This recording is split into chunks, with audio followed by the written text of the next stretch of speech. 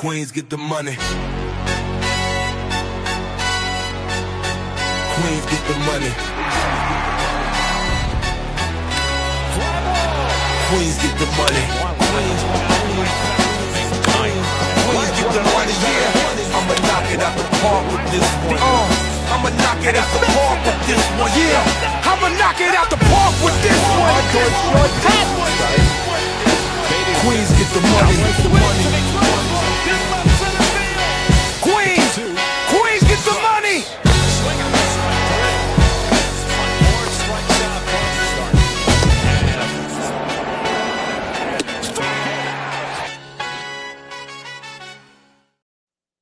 Welcome to Queens Get the Money.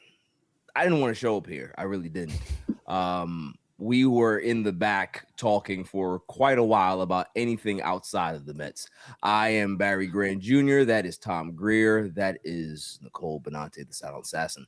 How are you two doing? Because I'm not doing well. So you guys can take it over because I don't want to speak right now. Because if I do speak, I'm going to go on a tirade. So please, anybody else can be able to take it. Go ahead. You go, Nicole. I feel nothing, honestly. Like, there's just, I don't know. It's hard to explain that, like, honestly, like, why should we care at this point? Like, I get, like, it's emotional, all this stuff, but, like, the team and the management and the front office and stuff is not giving us what, you know, the Mets fans deserves and even, like, what Steve Cohen deserves. So, I don't know. I feel like I'm just not invested really anymore. I don't really want to spend my money on this team anymore. As you can see, even tonight, that there's 2,000 people there. Like, there's no one in the ballpark, which I think is more than well deserving. I know it sucks for Steve Cohen. Like, none of this is his fault, but it's, you know, the team is absolutely just. It's not even, I feel like, a team. You can't even call them a team. It's Juan Soto and Nolan McLean and Peralta and Holmes, and then everyone else. Not to cut you over, Nicole. Shouts to Armand in the building. Thank you for suffering with us, Armand. Shouts to you. You can be doing anything else with your night, but you're here with us. Tom, thoughts? Yeah, I mean, it really is like, it is that weird numb feeling. Like, I will admit to you, like, I still turn on every game, and I still am like, okay, get this win, and here comes the turnaround, and it just feels like a gut punch, like every single time. Like the Mets can't beat anybody if they're trailing past 3 innings. It feels like any time that they get a little bit of a spark that they're going to show you something good, they fall on their face the next day. And it's just really disheartening. It's really disheartening simply because, like, we all expected better. Like, we all looked at this team going into the year, and we're like, you know what? Yeah, we might have some concerns, but we expected better than this. Like, this is just, it's one day we score a ton of runs, which is still few and far between. The next day, it's like we all forgot how to play baseball. It's mind-numbing that we got to sit here and we got to watch a team that's starting Tyrone Taylor almost every day, that's starting MJ Melendez almost every day, that's got Brett Beatty booting balls at first base, and can't hit. He'll, hit a meaningless home run every once in a while to give you some hope. But Mark Vientos, can't hit. I mean, he didn't start today, but it's just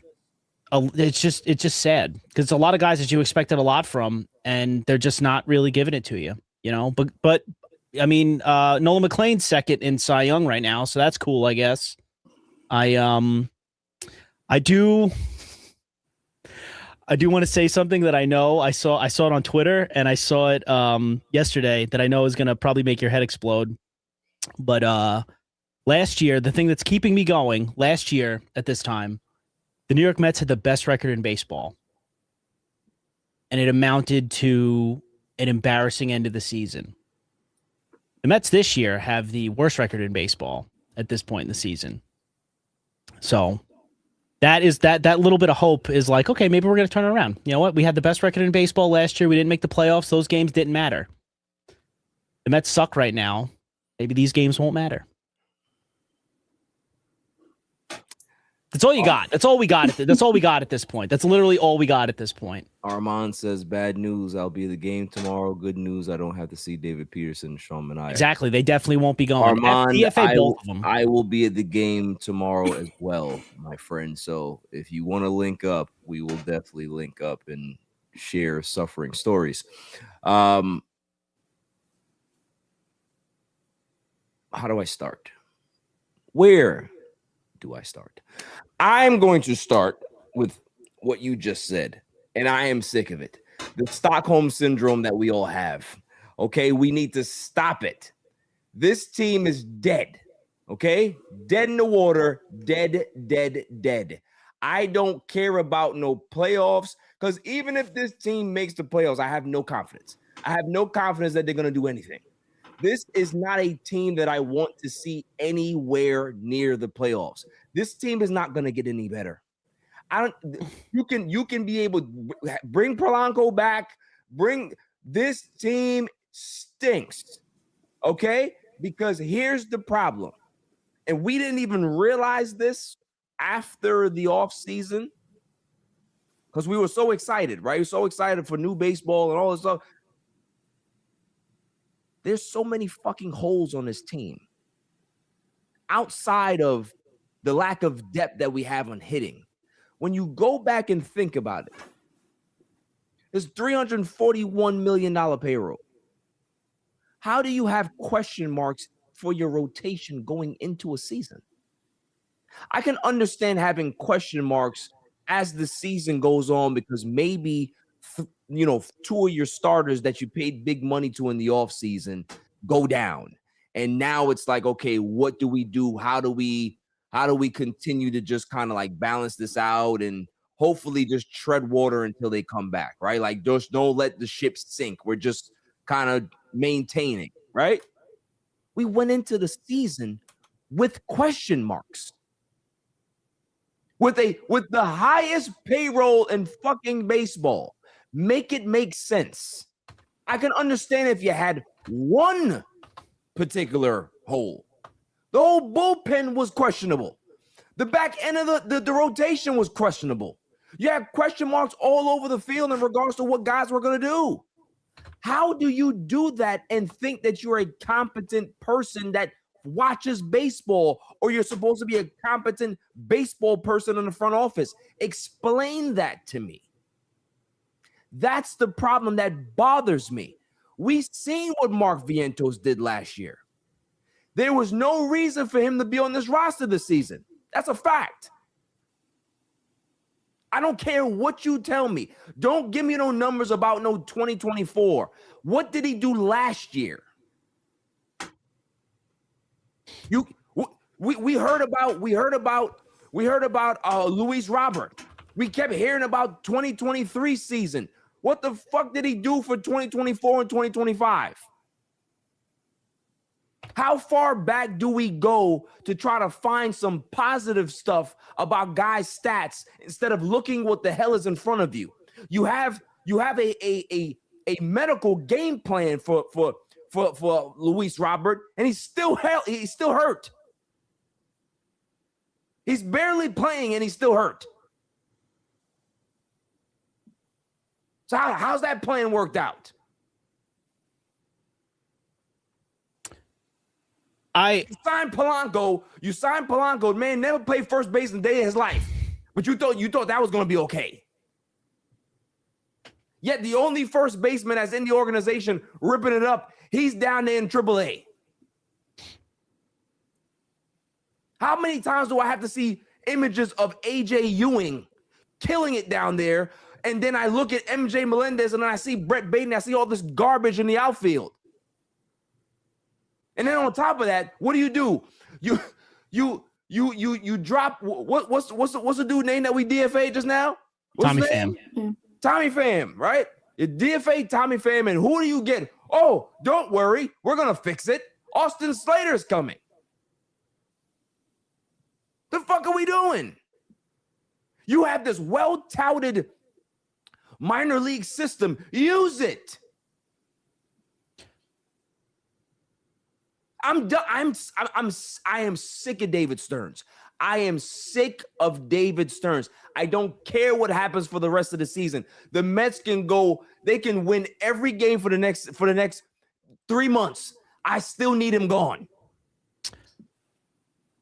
I still need him gone because his philosophy is stupid.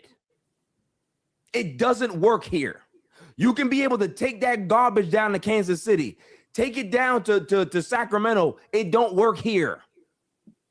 You see what the Dodgers are doing? Even when the Dodgers weren't spending big money, they weren't making dumbass decisions like this with their roster. You know why? Because they had smart baseball people in the front office. They weren't trying to reinvent the wheel. They weren't trying to have the smug BS attitude that he constantly has. I can't stand David Stearns. I will give Mendy a pass. Although I believe that Mendy, it may just be time for a new voice. I will never give David Stearns a pass. He's the one that has this bullshit philosophy in this organization, and it feels worse. That's the whole point, is that when we had the Wilpons, we knew what the hell we were. We used to always look through the curtain and look at other teams and be like, oh, we wish we can be able to spend like that. Oh, we wish that we can be able to land a guy like that. Oh, like that's the type of feeling that we had. But you know what the Wilpons gave us every so often? Baseball people. Baseball people that kind of knew what they were doing. Give me Omar Minaya 90 times out of 92 outside of David Stearns. I will take Omar Minaya tomorrow. Tomorrow. I would take Sandy Alderson tomorrow.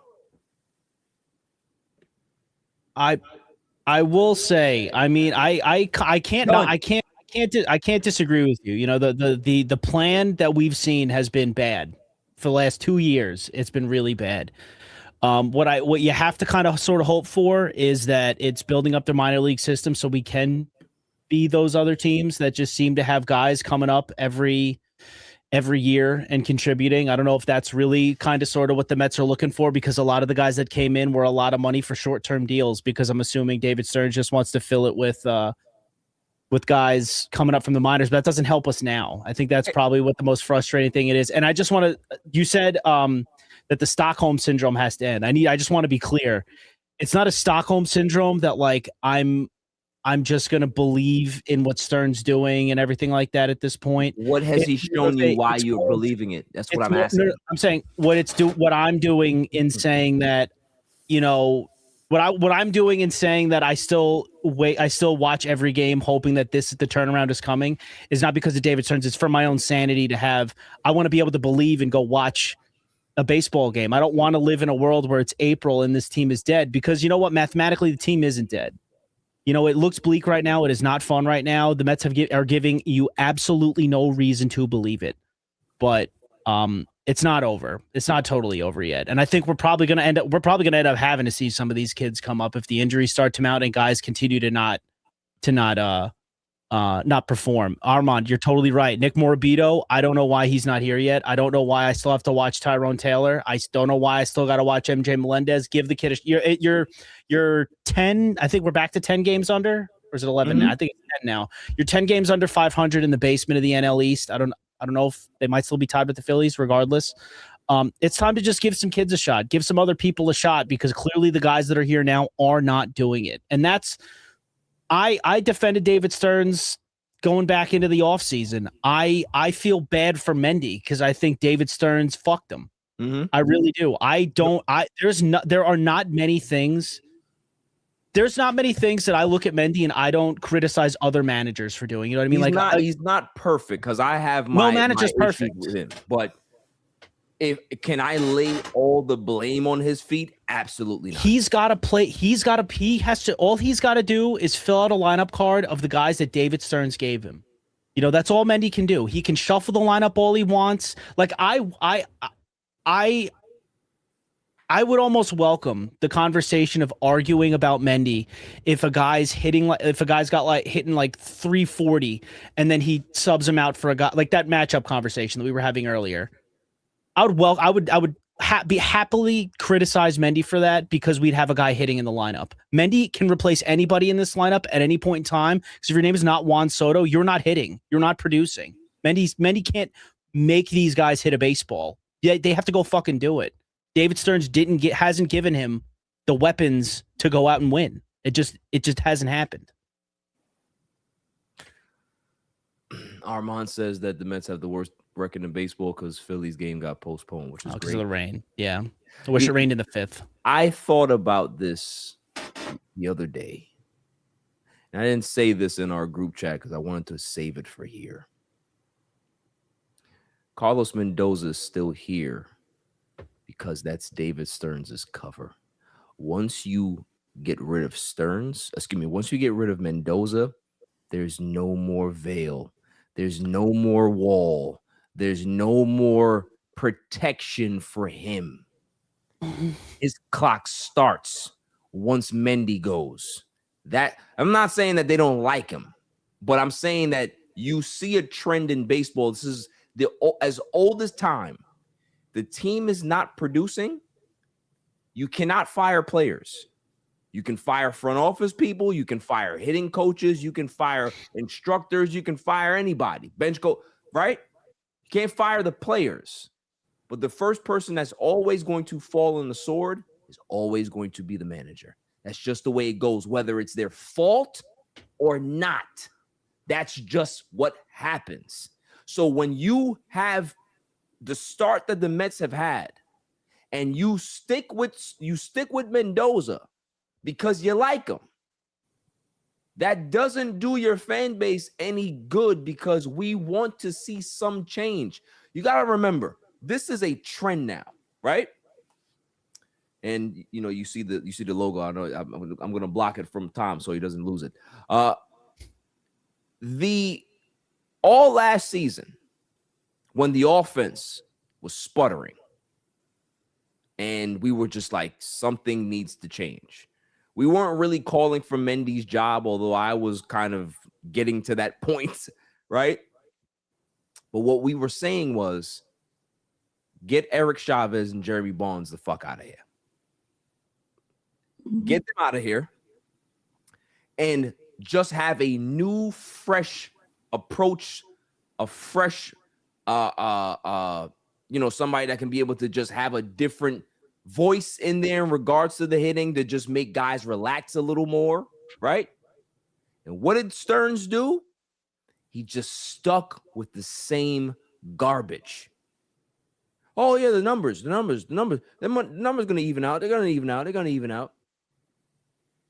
And they didn't. Everybody had that pit in their stomach from June on. I didn't speak to not one Mets fan, although they could have been positive or completely pessimistic. Even the positive fans were like, it's not great. Hopefully they can figure it out. There was no absolute fan that I spoke to. Everybody was on edge. You know why? Because something had to change. And we stuck with it because we have a GM president that's a fucking idiot. Let's call a spade a spade. I don't care where you can go to Harvard all you want. He does not feel baseball. He doesn't have a feel for it. I'm sorry. I don't care what success he had in Milwaukee. That's like somebody who worked in some poppycock place and then he goes to be the GM of Staples and he can't handle it. Oh, well, he was successful at poppycock. It's not the same thing. That's what people have to realize. Just because you were great in a small pond doesn't mean you're going to be successful in a big pond. It doesn't work that way. You need somebody who has experience building something that's huge. He's never done that. So we've given him all of this credit for being able to, build up the small little Brewers. Did they ever get to the World Series with him? No. So what is this well-touted boy genius bullshit? I don't see it. Because here's the other part, right? And we can move on to some other stuff. Outside of Nolan McLean, give me one young player that has produced since they've been here. One. Well, they haven't had, like, Stearns' guys outside of bench haven't cracked the majors yet. I don't even think McLean was a Stearns guy. So if he might have been. Yeah. No, I don't think he was. Who, McLean? Yeah, I don't think so. 2023 or 2024? No. If it's 2024, it might be him. 2023. It's 2023, then it's not him. Nolan McLean, 2022. So no, not him. So it's not him.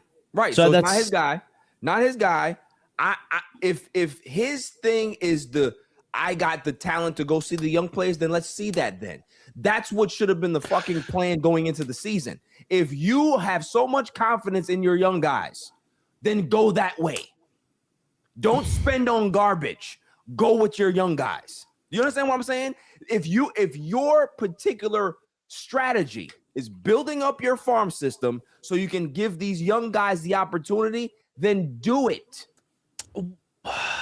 But if you're not gonna do it, here's the thing, Tom. This is what let me land the plane. If you're not gonna do that, then you need to go get bona fide players instead of fringe fucking players. Fair? Fair. No, that's fair. That's what I'm saying. Is that if you're gonna go one way, go all the way with it. But if you're not gonna go that way, don't give us fringe baseball players. Just don't. Jorge Polanco was great last season. You know why he was great? Because he played DH. This is a guy that has an injury history. Mm-hmm. And you thought that he was going to be able to play first base. You understand what I'm saying? I get it. Doesn't make sense. I don't want to keep taking time from you, Nicole. Go ahead. Yeah. I would say, like, it's a lot of high risk, mid to high reward situations when it's like, okay, you could have that maybe one or two, places, but literally 60% of your roster is make or break guys. Yeah, like majority of your offseason moves were that type of situation. And it's just, for me, seeing the second half of last year into now, we have basically, obviously, clean house of the coaching staff except Mendoza, and the team is gone, essentially. Why is this team still the same? Like, what is the problem? And every time, like, we hear them talk, we hear the players talk, we hear Mendoza talk, it's, well, we have talent, we don't know what's going on. Like, this is literally unheard of, which, yeah, it's correct, like, it's unheard of, but still, like, from what they're giving us, they're even looking for answers. So it's like, what is the problem? And you're telling me now you're going on almost a year and you're still kind of grasping for what that issue is. I know, like, non-Mets fans like to say it's the Lindor Soto drama, which is, non-existent. Yeah, it's stupid.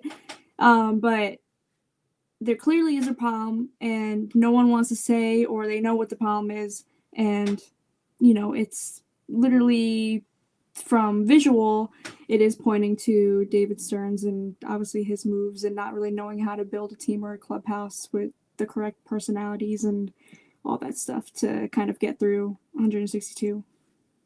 It's an organizational rot. There's something that's going on within that game plan in the front office that is just not connecting. It's just like, because I would, at this point, I would like to see a lot of the young guys. I think we would have had a really hard time talking ourselves into a competitive season had the Mets had David Stearns relied on his young guys to go up there and fill those spots. So I agree. It's fair. The moves that I am most critical on David Stearns are Ryan O'Hearn. Ryan O'Hearn should be here. I'm not saying he's a world beater, but the guy could play first base. He signed a 2-year deal with the Pirates. That does nothing to affect a young guy coming up and taking that spot. It doesn't do. You still have Clifford's trajectory coming up next year or whatever it is. Absolutely, maybe even in September. Totally fine. Murakami should be here. He should be playing first base, and if he can't play first base, he just DH. and we'll be fine. I think what the big miss is feeling like you're going to be able to rely. Actually, there were two big misses. Feeling like you're going to be able to rely on Brett Beatty and Mark Vientos. That was a big one because you knew that a lot of those moves were being made because they were going to be like, no, we're going to give Beatty a shot in right field. No, we're going to give Beatty a shot at first. First base is going to be a position by committee between Polanco, Beatty, he was Vientos. supposed to be the super utility guy. That was a mistake. Brett Beatty is not prime Jeff McNeil. It's not a thing. The second issue that I have with the Mets is Francisco Lindor is down with a calf injury. No backup. No backup. But again, no backup. I'm fine with giving Ronnie the spot. Ronnie looks like he can't hit a curveball right now, which is kind of scaring me. But I'm fine giving Ronnie his shine. Let him get the reps that he's never gotten before in the majors. Cool. My problem is Francisco Lindor missed an entire spring training, and then essentially an entire spring training, and then went out and started opening day. Is it far-fetched to think that might be why he's hurt right now? 100%. Is it far-fetched to think that maybe you should have given? I understand you can't really spend some time in AAA or something. He should have spent some time in AAA, and I understand that from a image standpoint, you don't really want that. Like we were talking about how shitty that would feel if we're cracking camp and Lindor's not playing, especially after the offseason that we had. But if it would have mitigated this, like we just lost Juan Soto for almost a month. Days, yeah. We're going to lose Francisco Lindor for what feels like maybe even the All-Star break. You know what I mean? So like, what are we kind of doing here? So I definitely feel like David Stearns messed up. And unfortunately, it doesn't really sound like David Stearns is on a hot seat. It really feels like the Mets waited like 3 years for David Stearns. If we remember, like the Mets wanted him when he was in Milwaukee, but Milwaukee wouldn't let him out of his deal and he wasn't walking away. He took that weird like advisor role. Like he wasn't the GM anymore. He was just an advisor for the Brewers until he ultimately weaseled his way away and over here. So I don't think David Stearns is getting fired regardless of anything that happens. And I don't think Mendy's getting fired this whole season because I don't know if it's necessarily a scapegoat. I think it's the Mets looking like, what does firing Mendoza do? Does it make us that much better? Because do I believe in Andy Green? Do I believe in Kai Correa? Like, are they going to get it out of these guys? They're in the dugout every day and this team isn't working. So I think the Mets are just like, you know what? We're going to ride it out. Cora's not coming to another team. And we're just going to ride it out. And it sucks. Well, my biggest fear though is, and you can't live by this fear, totally understandable, is that we would let David Stearns walk or we'd fire him. And then we would see those young guys coming up and producing. It's like with the Giants. Remember how when Dave Gettleman left and everybody, Joe Shane took over and everybody was like, oh, wow, you know what? Dave Gettleman might have sucked, but like he is the only guy that could draft and bring in young players that actually ended up producing. You know what I mean? But that's the Gettleman thing, sucked though. So I'm not really. It was a terrible analogy. That's what I'm saying. It's not a terrible analogy. It's actually really good because that's exactly who David Stearns is. Is that just because you can draft well or put the farm system together doesn't mean that you have GM powers to be able to do the heavy lifting in free agency. Hire a GM that has personal skills, that is well respected around Major League Baseball, and have them go out there and sign big fish because he can't do it. I'm telling you right now, this is going back to what I said before in the offseason. David Stearns cannot land the big fish. I don't care who it is. If you think that Tarek Skubal is coming here, I'm not believing that anymore. Absolutely not. They'll have to give him they'll have to give him like the 10-year, 12-year deal. That's the thing. It's like a lot of these. You have to overpay for somebody to come here because you can't sell them on whatever the fuck your plan is because you don't know what the plan is. Well, because you're paying the Mets tax because the Mets have been a dumpster fire for most of our lives. So you're paying the Mets tax saying, hey, I'm going to pay you a lot of money. There's a chance you might not believe that we're going to win, but you're going to be making a whole bunch of money. You know what I mean? That's where that comes from. And especially the Mets are never going to get bargains on anybody because Steve Cohen's they're always going to have to spend the most money, the most years. They're always going to have to do that. Maximus says we'll have a situation where Cohen gets stubborn on giving Stearns a chance to pan out. Yeah, I don't think so. I really don't think so. I'm really nervous about that. I really don't think so. I think that he's going to stick with Stearns, and what's going to end up happening is that Nicole talked about that early on in the discussion. There was 2,000 people there, probably. You're going to continue to have that, if not less. People are not going to the ballpark to see this bullshit all summer. They're not going to do it. I agree. They're not going to do it. So if you losing gallons and barrels of fucking money is not a sign that you need to go cut bait with your boy Genius, I don't know what will. And if that doesn't happen, there will be a mutiny with this fan base. I'm telling you right now. These people, it's been a honeymoon of some sort. That shit is over. You're going to start to get the real Met fans now, because now it starts to feel comfortable again. We start to feel, oh, we know what this feeling feels like now. This is the same feeling we had 10 years ago. It's the same feeling we've had 15 years ago. Oh, okay. So instead of me trying to be positive and trying to flip the page, now I'm going to have to go back to what I know. That's what every Met fan is feeling right now. The fear of having to slide back to that bullshit. Yeah, well, yeah, no, I can't disagree with you. I mean, I think the only caveat is, like, I don't think we're going to get to a point where Steve Cohen's going to pull back on the purse strings and not allow whoever's in David Stearns' position, when David Stearns gets fired one of these days. I don't think he's going to hamstring people from being able to spend things like the Wilpons did that. But that's not what I'm saying. Like, it has nothing to do with hamstringing anybody. It just means that I just believe that David Stearns he's not equipped to understand how to deal with a big payroll. He just can't do it. David Stearns is a guy that can be able to make magic if you give him $50. $50 is all you got. I need you to be able to make sure that this guy gets this, or we have groceries for this so we can make dinner. We can pay this bill. But he's a guy that can be able to flip that $50 into something, right? Mm-hmm. But when you give that same guy $300, he's not going to be like, okay, so you're giving me extra money. So what am I supposed to do? Like, I know what to do with the 50, but I don't really know what to do with the other 250. So maybe let me go ahead and go take some experiments here, because, we have the money so we can be able to course correct if we want to. No, that's not how you should be approaching this. You should be approaching this that I want the big fish. I'm going to find a way to get the big fish, and then we have to land them so we can put this thing together.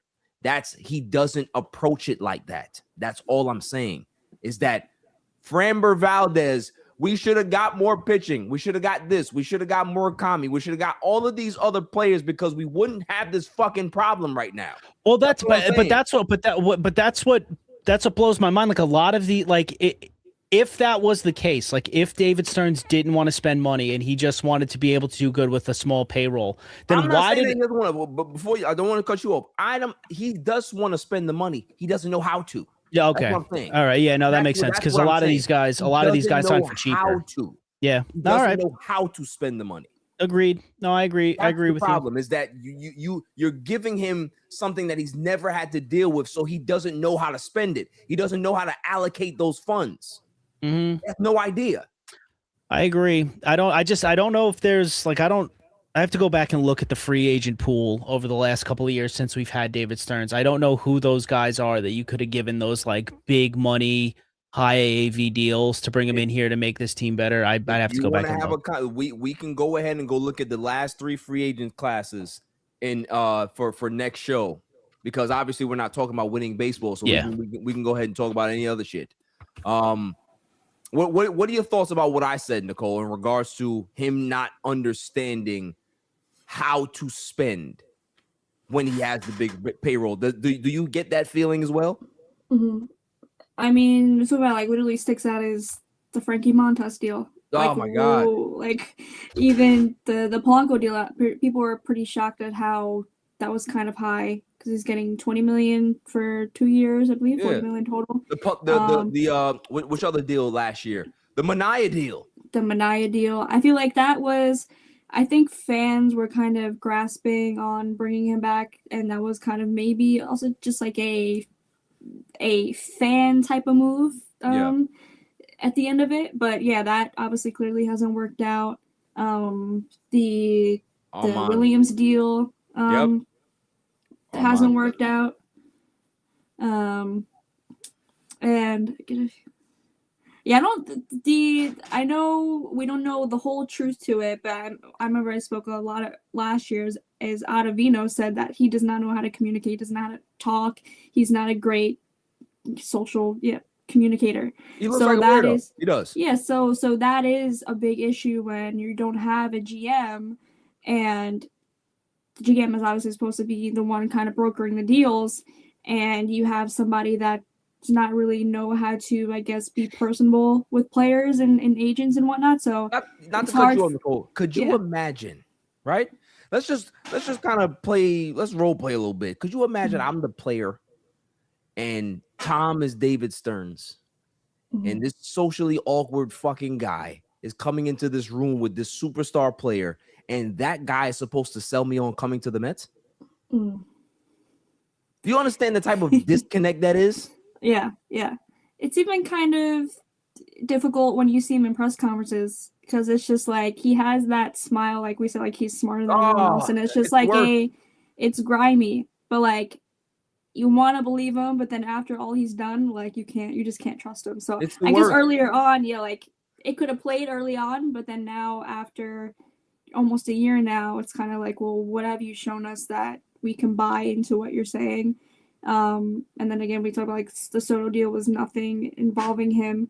That was all Steve Cohen. So what move have you made has given us any type of hope that we can trust you and what you're doing behind the scenes and getting these types of players? Because clearly it hasn't worked. Like Bo Bichette came here because at the end of the day, he got a phone call and saw that type of money and was like, okay, F you, Philly, I'm going here. Right. It wasn't the fact that you sold him on some organizational dream that he was just like, oh, okay, I like that plan that they got over there. No. You gave him an absurd amount of money for a short amount of time, and he took that money.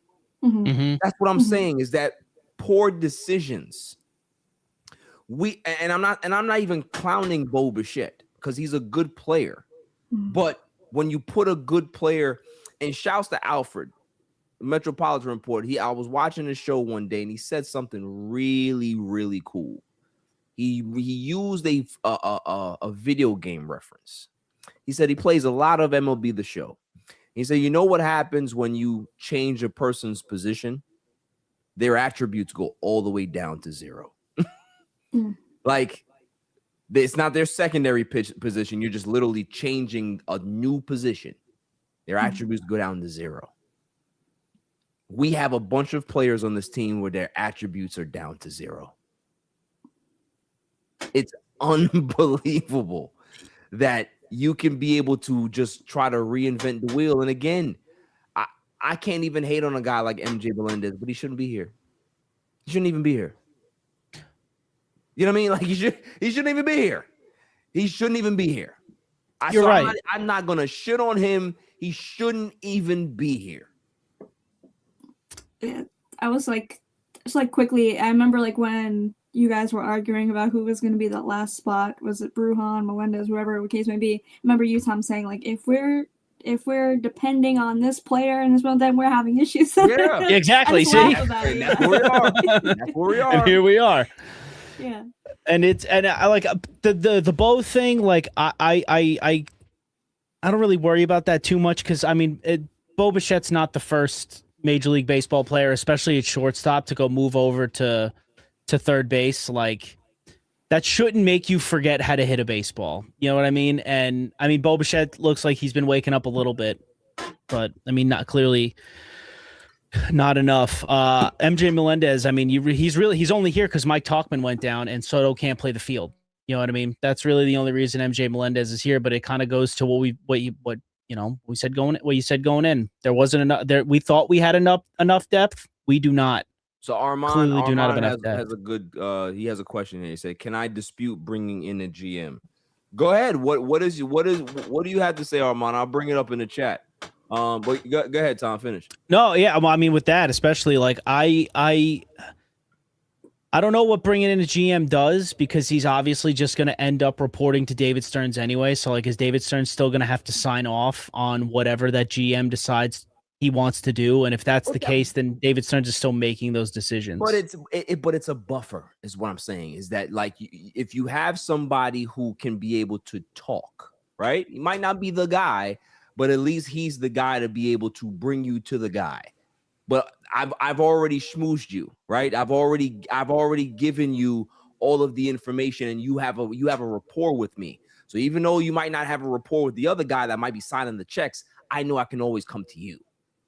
There's a buffer there. I guess so. Yeah. There's a buffer there. That's why on teams, especially in basketball, if guys are not really rocking with the head coach, there's always some assistant coaches or some development coaches that you might get along with, right? There's a buffer there that your message can be able to get delivered to the head guy without necessarily bumping heads with the head guy. That's what a GM would do in a situation like this, when you have a guy that he has his fingerprints all over the organization because he's been given the keys. I can't you can't dispute really anything at this point, because every move that the Mets have made for the last 2 years just clearly has not worked. Armand says Dave Dombrowski is the Pobo and makes all the roster decisions. Preston Manley is the GM and does not make any roster decisions. GM in baseball. That's ultimately what I mean. Like, look, when the Phillies were talking when the Phillies were talking about firing Rob Thompson, was the GM the guy all over social media and all over the media talking about his opinion on that whole situation? No, it was Dave Dombrowski, because sure, there's a GM there, but Dave Dombrowski's the guy that's making all of this. He's the player of baseball operations, but he is the GM. The other guy is just a sock puppet. You know what I mean? So he's Don Mattingly's son. You watch your mouth. All right, well, whatever. Watch your mouth. Whatever. I just that's the thing. That is the thing that does make me nervous, at least at this point. Is that I don't think the Mets are ever going to bring in a GM as long as David Stearns is here. No, I don't think so either. And I'm not confident. Maybe if it stays this bad all year, I guess you can't not. Steve Cohen can't not. He's a good businessman. He can't not think that it's a good idea to fire him. But with how long they waited for David Stearns to be available to be their GM, I don't know if they're going to cut bait. I really don't. And Mendy's probably going to pay the price for it, at least at the end of the season. Because Steve Gelb said it on the broadcast today. They do not want to fire Carlos Mendoza. So, okay, so if you don't fire Mendoza, then you let David Stearns walk.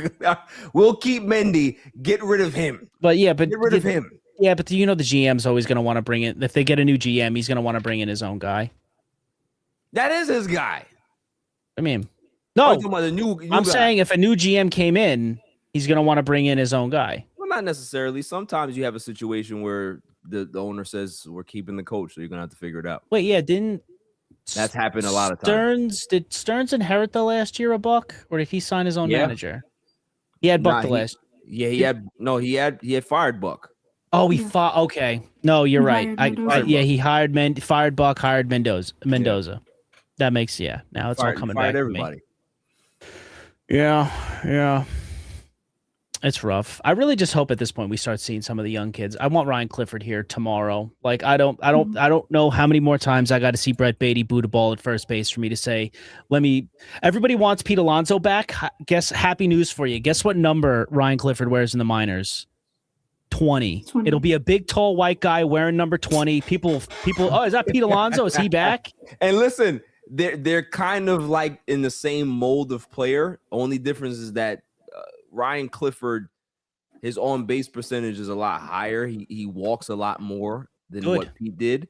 So he's a guy. But he strikes out a lot. He has massive power. I would love to see him. Armand says, do we trust Cohen to hire the right Pobo if Stearns is fired? Here's the thing, right? Let's just rewind to 2022 or 2023 when the shit fucking just was completely terrible. There were so many people that were like, yo, I think David Stearns would be a great addition to the Mets. Why? Because you looked at it from the outside and it's like, oh, you know, there's some young talent over there. They're producing over there. So it should work, right? But what we didn't factor in is that give me 4 players that he brought in regards to free agents, regards to like big dollar free agents that actually moved the needle for the Brewers, right? We never even considered that because all we kept focusing on was the player development, was the young player development that he was doing over there, which is impressive. He's done a great, if there's one thing that I can say positive about David Stearns, and it's very, very rare, is that he developed the farm system. The farm system looks very strong. There's a lot of talent that everybody around baseball says we have a lot of talent. We have to see how these guys end up coming up and seeing if they produce or not. But for whatever it is, there's talent down there, right? So everybody was kind of like, yeah, David Stearns should be able to work here because everybody's projecting out. Oh, man, he can be able to develop a farm system. Could you imagine what he can do with a big payroll? We gave him more props than we should have. Do you understand what I'm saying? We gave him too much credit before he did anything in regards to having that big payroll. The farm system is one thing. Cool. The other part of this that's very, very important, he's never proven himself anywhere, not even in Milwaukee, because he never had to land a big free agent. You know why? Because it was fucking Milwaukee. That's the problem.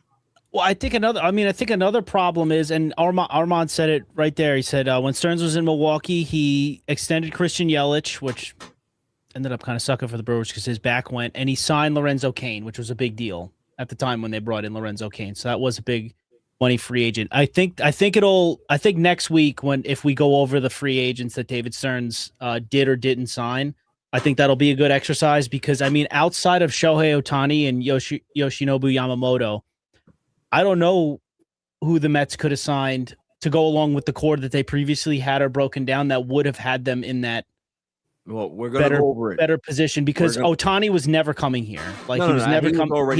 He was already going to LA. Yamamoto was already going to LA. Do we give him Kyle Tucker? But I wasn't going to give Kyle Tucker 7 or 8 years or 9 years. I wasn't going to do that. Should they have signed Kyle Tucker?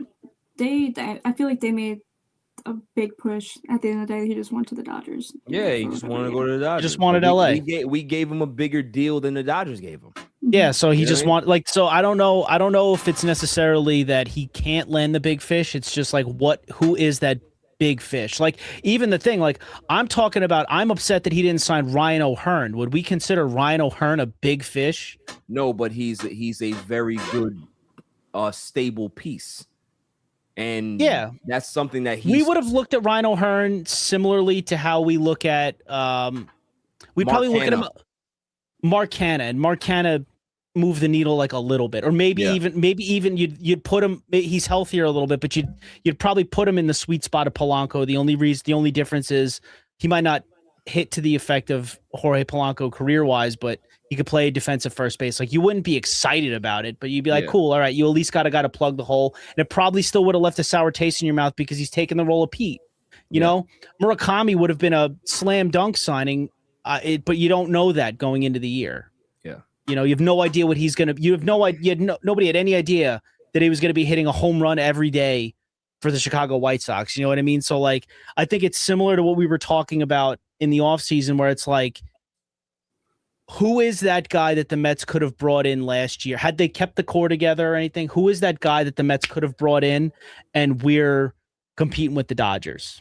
You know what I mean? There was nobody that we're going to bring in to compete with the Dodgers, but I just think that having a stable team was bigger than trying to go for guys that could work out, or if it's a boom or bust. It's literally a strikeout or a home run. That's what he did. That's what baseball is. Baseball is strikeouts and home runs now. And it's not sustainable. You need balance. You need balance. Like, here's the thing. Say we fortify our pitching staff, right? Say we have two other starters where their ERAs are 3.5 and maybe 4, right? So now you got very good starting rotation. Are we 9-20 or whatever the record is? Probably not. If they're not hitting. But we feel better just because we know that when we got guys that are going out there to total rubber every day, we got a shot, right? Right now, when David Peterson and Kodai Senga take the mound, you have no shot. True. You that's all I'm saying is that give yourself a shot rather than not. And putting this team together and looking at the holes that we had going into the season, it was more like, yo, these things got to hit because you're not giving a shot on the back end of this. These guys have to hit. They got to have Cy Young type years, and dudes got to start mashing home run. It's baseball. That it is baseball, but I mean, like, look, I don't think it's ridiculous to say, like, okay, David. I don't think it's ridiculous to say that David Peterson could have went out. I mean, up until him imploding this year, I don't think it's crazy to say, okay, we brought in Freddie, we got McLean here, he's going to be our 2. Clay Holmes was best move David Stearns ever made was Clay Holmes. Peterson struck out last year too. I mean, he was good for a lot of the year last year. His arm just fell off. They extended him a little too much. For 3 months. He was good enough to be an all-star last year. Good for 3 months. I hate that conversation with David Peterson. Oh, he was an all-star. Do you pick an all-star in August, or do you pick an all-star in friggin' May and June? That's what you do. He was garbage after June. Garbage. I understand, but he continues to be garbage now. His career outside of 1 year, he's been garbage. Do you understand that? He's been absolute garbage outside of 1 year and a half a season. That's not enough to stay here. This is the Mets. This is a team that has the highest payroll in baseball. You cannot be here anymore. We are not this dumpster fire where we're just going to give you a shot. We have too much money. Now. We have too much money to have you in our rotation. That's what bothers me. He should have never been here. Once you got the money, you should have left. You should have packed his ass up. I just don't know who you fill it with. I don't want to give it to him. I don't want to give him Valdez. You would have filled it with Framber Valdez. You'd have filled it with some other damn pitcher that we had in the offseason. How much did he get from the Tigers? What is he doing right now with the Tigers? Oh, let's take a look. I know the Tigers are bad, so these might not be good stats that I'm looking at right now.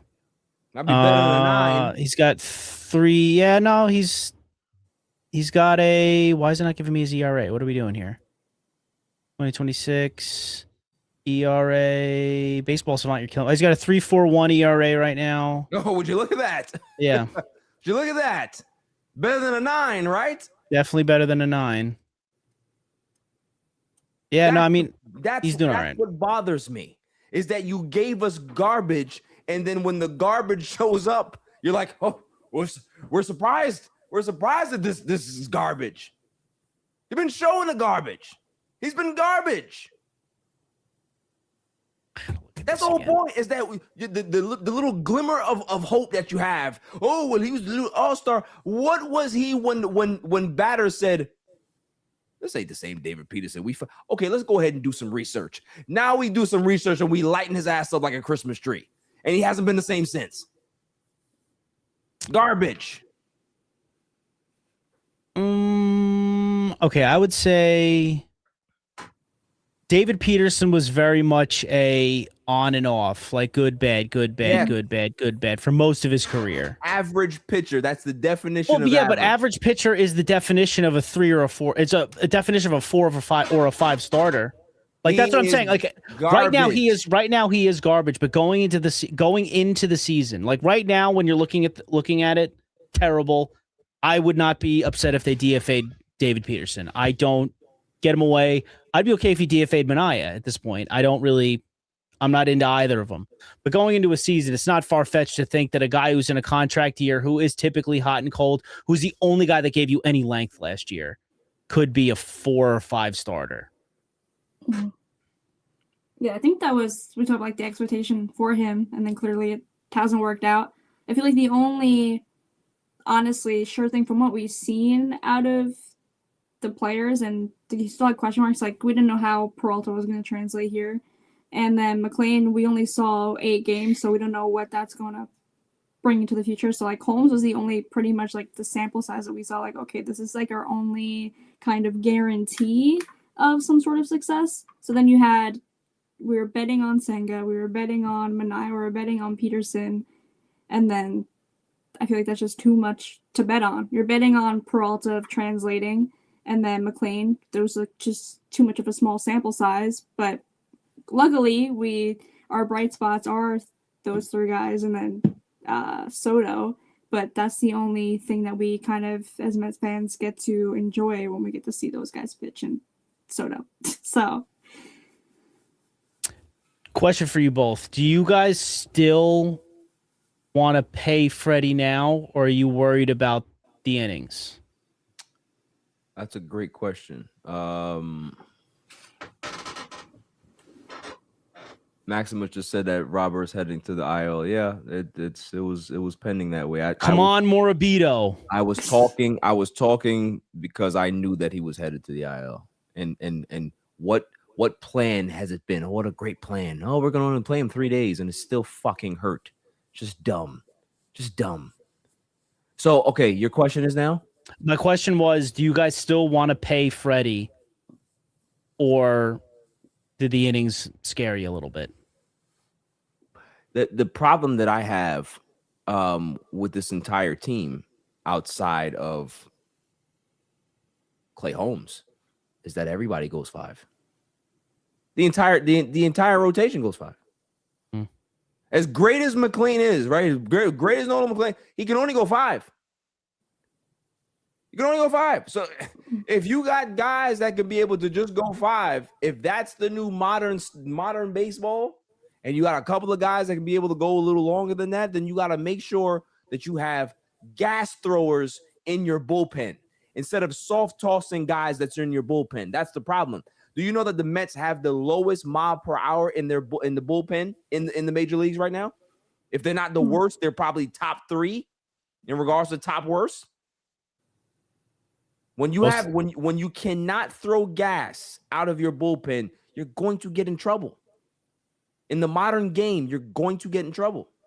Bullpen's not what I'm really worried about, though. I'm worried about everything else. That, but what I'm saying is, you asked me the question about, are you concerned about the innings? No, I'm not concerned about the innings because we have guys that just pitch that.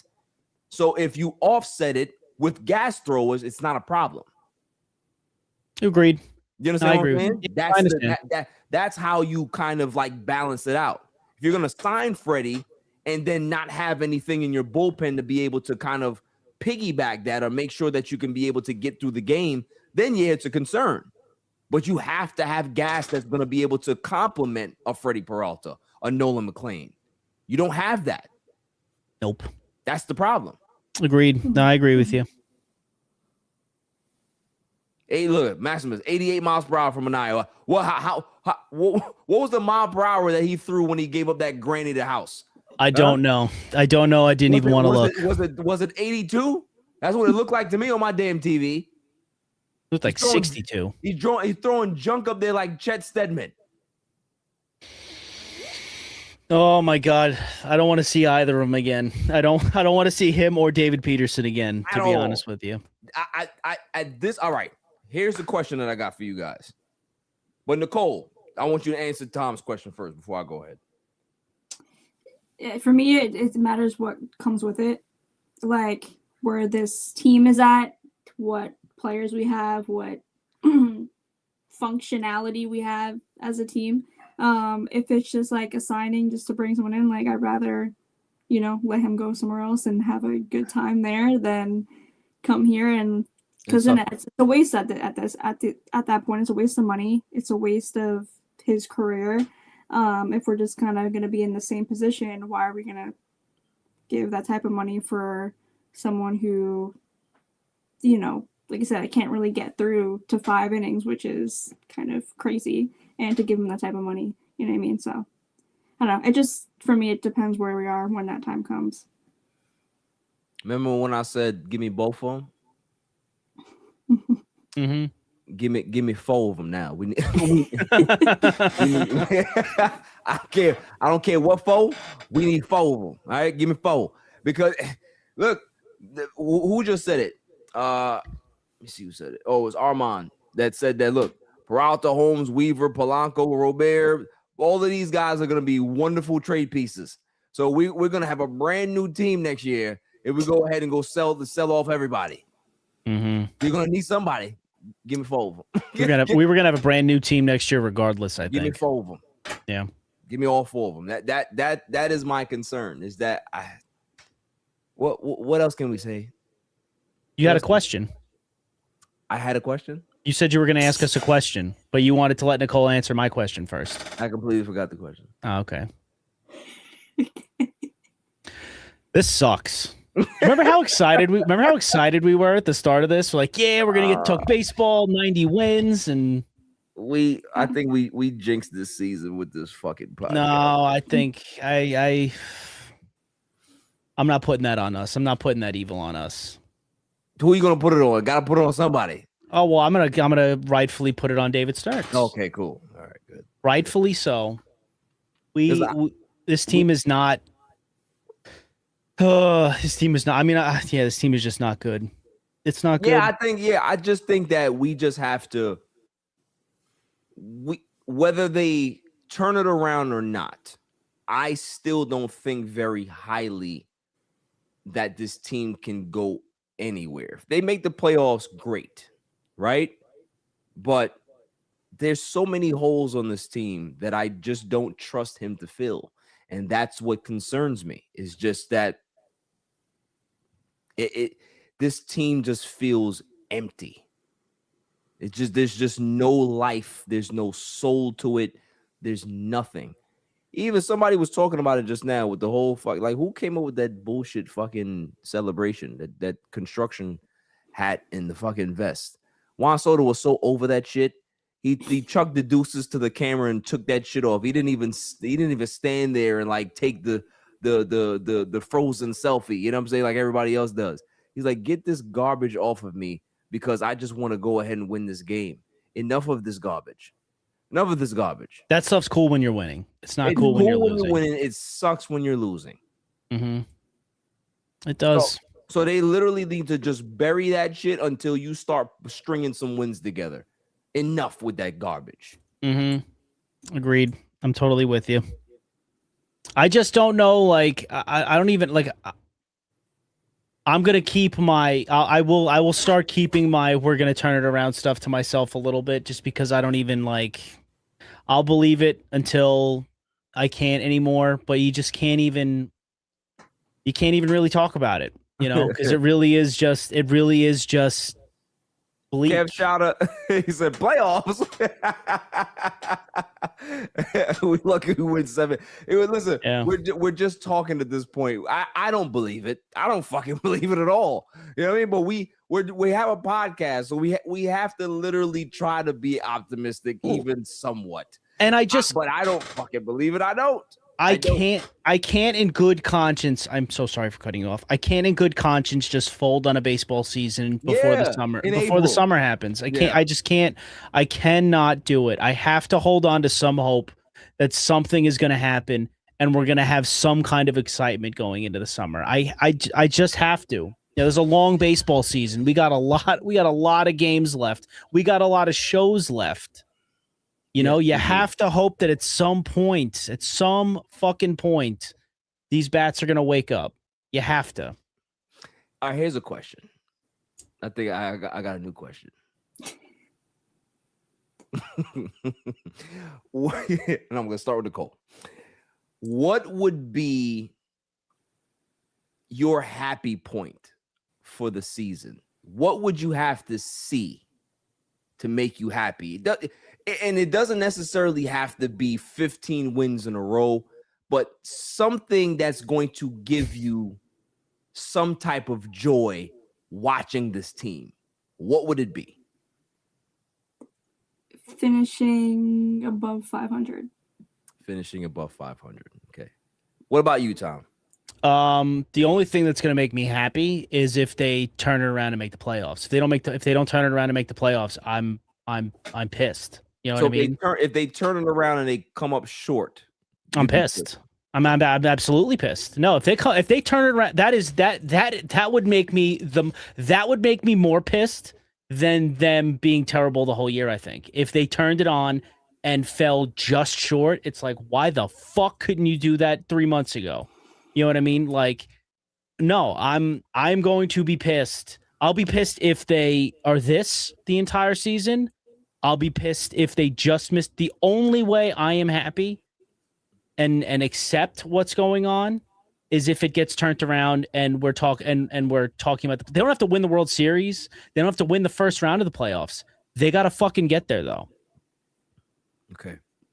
I feel like for me, like what we're talking about, like even last year, like if they did make it to the playoffs, like Barry and I talked about it, is like we still don't really feel any type of way because they don't deserve to be there. So I'm like in that same boat where I feel like it wouldn't really do anything for me at that point because they don't, from what we've seen for the first month, they don't deserve to be there. And obviously, we have to see how the rest of the season plays out. But I don't know.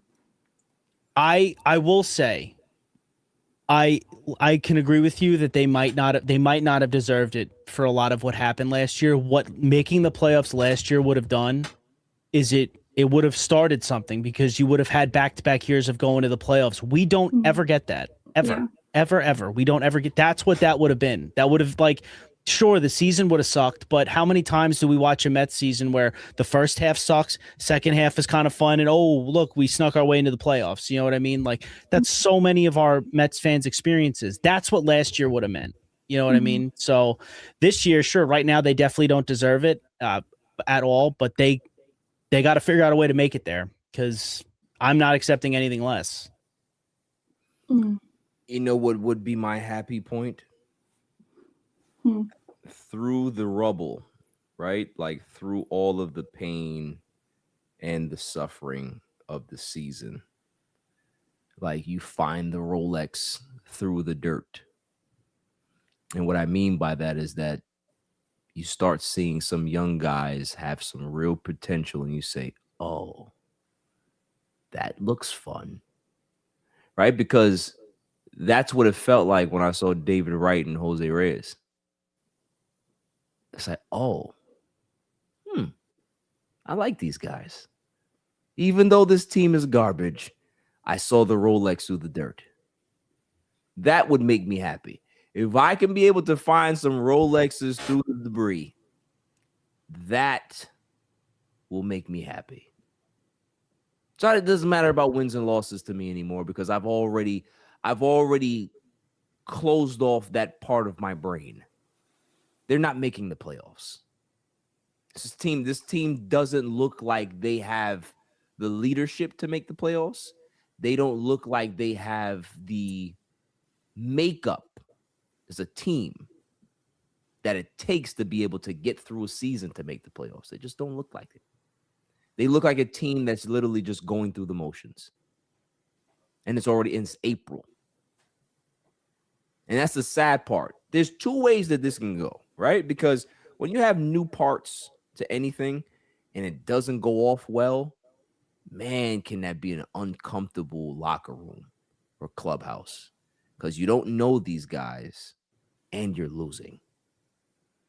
So it's either two things. You can be able to bond through the chaos or you can be able to be more divided and it really gets off the rails. So that's what I want to see. What what diamonds are we going to find in this season? Because it may not be playoffs that's actually going to give you that hope. It might be these little pockets, these little diamonds in the dirt that you can find. And that's what I hope. That's what's going to make me happy. Oh, and as well as if they fire Mendoza tomorrow, that'd be good. Yeah, I'm telling you, I'm still waving the flag. I need him going. I understand it's not his fault. I understand that he has garbage in front of him. But sometimes you want to fire the guy that's driving the garbage truck too, because the garbage is not being picked up on time. I'm not blaming you. I'm blaming everybody. So if you get somebody else to drive the truck, let me be mad at him because I don't see him every day. I see you every day driving the truck, so you late, right? So everybody gets blamed. That's what that's who Carlos Mendoza is. You are the guy that's driving the garbage truck that's late to my house all the time. So I'm blaming you. It's not fair, but life isn't fair. We got anything else? I'm tapped out. It's sad. It really is sad. It is. It is. You know, listen, before I'm seeing a clip on SNY right now that they're talking about the Mets trying to make a move for Christian Walker from the they could have signed him a year ago. That's not well, I guess we can talk about that. The big bat hunting. So I didn't know that Christian Walker was a big bat. I had no idea. And they could have got him in the offseason. They could have got him 2 off seasons. I think 2 off seasons ago. 2 off seasons ago. Yeah. Instead of Alonso. Yeah. Well, I mean, they probably should. In hindsight, if you're not bringing Alonso back, and after the way last year went, they probably should have just done that. But I don't know. Like that's the weird part is like the rest of the league outside of what the NL Central is kind of mid. Like there's not a lot of good teams. So I don't know how many teams are going to be willing to sell this early, but there might be some teams that might think about selling that you can be able to fleece, or you have to now give up a little bit more to be able to get that guy that they probably were thinking about moving, but now you entice them a little bit more to be able to make that move a lot earlier, right? So there has to be an enticing situation. Like, can I interest you in a Mark Vientos? And a Brett Beatty, and a David Peterson, and a inflated contract of Sean Manaea. Can we give you all of those guys? Yeah. Do you want my garbage? And I'll take an aging Christian Walker from you. We'll give you all of this young garbage. You can take it all. We just need this guy who's like he's like 58 years old. Yeah, we'll take him. Fine. Unbelievable. But listen, before we get out of here, you know, we always I'm just gonna bring some light to what we do here, and we have our segment that we always do at the end of the show. And my mission to Mars. Who is on my mission to Mars this week? I'm going to give you guys a clue, or not even clues. I'm going to ask you who will be on the mission to Mars. It's only one, but it's a good one because it's a very inclusive good one. Silent Assassin, who you got? You said it was one. I was going to say the whole team. Okay. Yeah, Men's organization. That's fair. I'll say the organization is one. That is fair. The organization. Tom, what do you got? Same thing? That's what I was gonna say, but I'll say that I feel like I want to say David Stearns, but you put him on there last week, I think. So I don't know if you're gonna. He's been on there almost every week. I was gonna say he's been on there every week, so I don't think that would be. Kodai Senga. I'll go a player. I won't pick the same one. I won't pick the same thing as Nicole. It's a good one. Now, I have been ranting all year about players. You know, I've hit on a lot of them. You know, I've been right on a lot of them. But this one, I think, applies to every single Mets fan around the world, especially here in New York. If you're here in Flushing, if you're here in Queens, if you're here in Long Island, wherever you're at, who I have on my mission to Mars this week City Field. City Field is the new Mission to Mars. Listen, here's the thing. Since the place opened up, I remember when they opened this place up, and I was just like, this is not Shea Stadium. What is this? What is this? You went ahead and you gave us Yellowstone National Park. Then you brought the fences in, right? You made it look a little bit more Metsy. That's cool. I forgave you for that, right? The team is garbage. I don't want any Mets fan to grace this ballpark for the rest of the year. Leave it there. Let them go ahead and do concerts. Let them have Halloween drives. Let them have back to school drives. Let them put a basketball court in there. Whatever you want to do. We don't want to watch no baseball in here for the rest of the summer. You guys have ruined it for us. You, David Stearns, Steve Cohen, all of you people have ruined our experience. So we don't want to see City anymore. We don't want to see it. We love it, but we don't want to see it. So every Mets fan, just don't show up. Don't show up. That's the only way that change will happen. You got to hit the pockets. So you got to make sure that place is a what they call it, sarcophagus? Is that what it is? Mausoleum. A mausoleum, whatever you want to call it. Just let it be that. Okay? Mission to Mars. Let the aliens come and just pick it up and pack it up. Pack it up. So we're not even forced to go, because a lot of times when you're a Met fan, it's like, oh no. The aliens got him. The aliens got him. Did they get me? Maybe I clicked it on myself. It's a nice day. I want to take the family to the game. And you force yourself and you go to the game. No. We're not doing that this year. We're not doing that this spring. We're not doing that this summer. Nobody goes to City. That's my wish. And we're all going to be boycotting this thing. Mission to Mars, send City Field there. All right? That's all I got. All right, so if anybody sees an individual that looks like me but is wearing a Bobby Valentine-esque glasses and mustache, I promise you it's not me. I can't let you. I understand telling people to not go. Don't just City Field as a stadium is the best stadium in New York.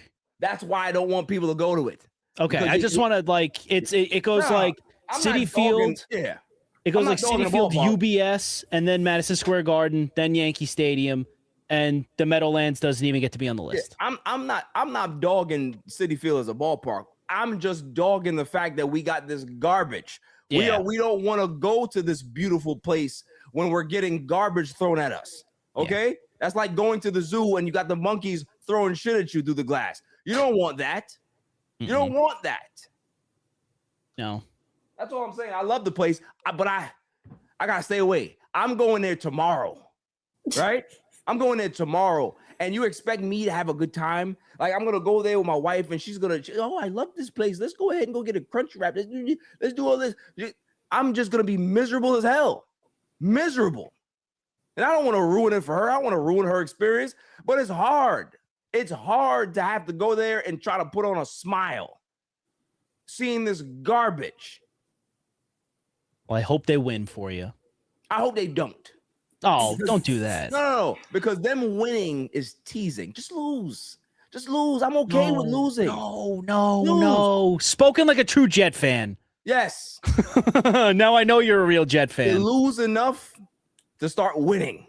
Okay? That's what it is. How often does that work? When was the last time we see a guy? Can we get somebody like Paul Skeens? Elian Pena. You know how you get a Paul Skeens, you lose. Elian Pena. Yeah, but I mean, like the Pirates are going to ruin him. The Pirates are going to ruin him and not win anything. What about give me a Connor Griffin? Let's lose so much that we can get a Connor Griffin. How about that? Elian Pena. He's good. Elian Pena is the man. He is good. Elian Pena, Nick Morabito, AJ Ewing, Ryan Clifford might not be on that level. We don't know yet, I guess, but I mean, those guys look awesome. AJ Ewing looks like the man, and I can't wait for him to crack the majors. Yeah, well, how long will we have to wait? Well, he's probably a next year thing, or maybe I don't know. Honestly, I don't know anymore. He might be up sooner. He's fast tracking through the majors. Call him up in 3 weeks. Morbido. I want Morbido first. He's at least seen Major League pitching. He played in the WBC. Yeah. Listen, for everybody that's in here, man, salute to you guys. Thank you for coming in here and venting with us. Armand's always a pleasure. Kev Shada, you're I think you're new to this, so respect to you. Maximus, respect to you. You know, we're trying here. DeGrom was our Paul Skeens, by the way. He was. We are trying here, but we are always gonna be here to try to be as entertaining as possible, even through the pain. You know, because that's what we do as Met fans. We are, you know, it's a beautiful thing when you see a Met fan in the street. Both got Met hats on, and you give that. You know what I mean? Because that you understand that pain. You understand what battle scars you have. You know what I mean? Whatever, if you were wearing a shirt, man, he probably got some battle scars under there. You know what I mean? Like, you just know we respect all of you. We respect every Met fan, even that part of the fan base that bothers me, right? The weirdos. You know, we all in it together, and we all just want to win. We all just want a competent product that we can be proud of, so we can be able to just argue about winning. Wouldn't that be nice? Oh, what player's better? Oh, well, this guy's better. Can we have those conversations? Can we have those discussions instead of constantly feeling like this despair? It's enough already. Like, you know, I know a lot of people have some negative things to say about Steve Cohen, you know, whether it's the casino, whether it's him talking about green shoots and all this other nonsense. But the guy is literally trying. He gave the keys to somebody who he thought was going to be able to turn this thing around and build him a winner. You can't blame Steve Cohen for that. What you can blame Steve Cohen for is how long he sticks with this plan that's broken. That's where you start to judge him on. So let's see how this goes through the summer. If it doesn't improve, if they make the playoffs, but if this thing really gets off the rails, Steve Cohen has a lot to answer to. And if he comes back with this same regime, there's going to be a mutiny for these fans. I'm telling you right now. And that's where we have to just wait patiently. You don't have to support this team. You don't have to support the players, that, you know, the names on the back of the jersey, but we are always going to represent for the logo that's on the front of it. So, Any other words? We'll see what tomorrow brings us. Go get him tomorrow. Go get him tomorrow. The only thing that I'm looking forward to tomorrow is All Even Podcast. I don't even care about the game. I don't care.